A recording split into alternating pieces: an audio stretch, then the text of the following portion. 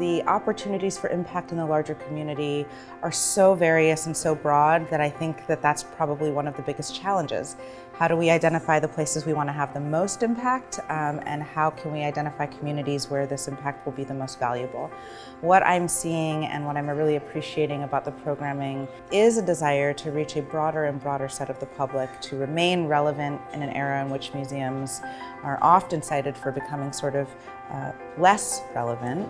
So we've really been able to have some dynamic activities for students, ways to get kids to the museum that typically wouldn't have access, and also making those exhibitions relevant to their lived experiences.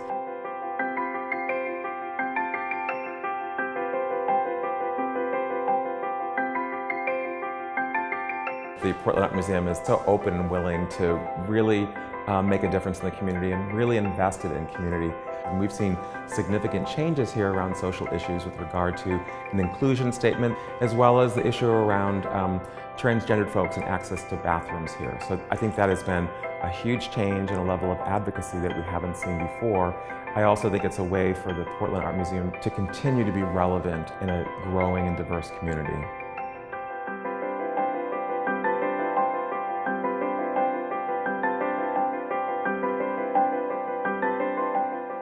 I think these art programs have really tapped an amazing potential in giving a much better life to people walking the journey, both people with the diagnosis and people side by side with the Alzheimer's dementia community.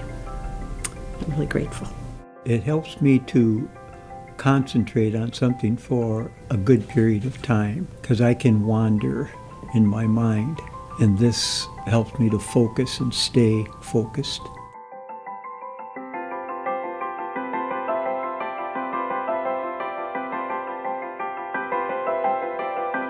I have never been to an art museum that has focused so much on community.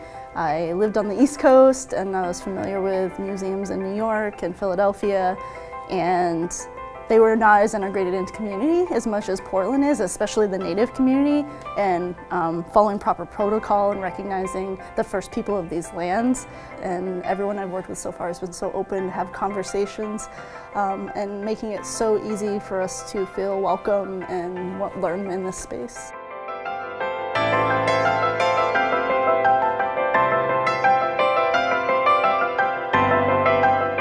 Portland is the most gentrified city of the century. It's the whitest city in the country.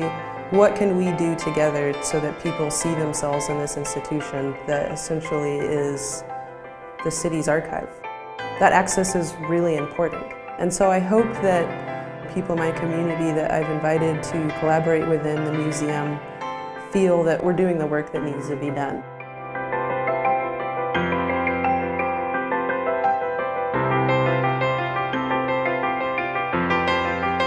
My favorite thing about giving tours to students is to watch them unlock something and make a connection. And one of the best parts is that then I learn and unlock new things and walk away with deeper insights about not only the art, but life. I watch students be transformed by their experiences here.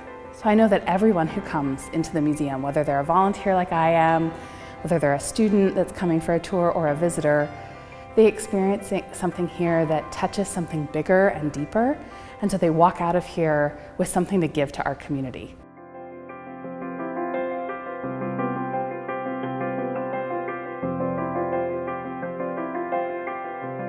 The Film Center, I think, in addition to exposing a lot of people in Portland to some great film work from all around the world, they've also been very invested in reaching out to disadvantaged communities, of all colors and all types.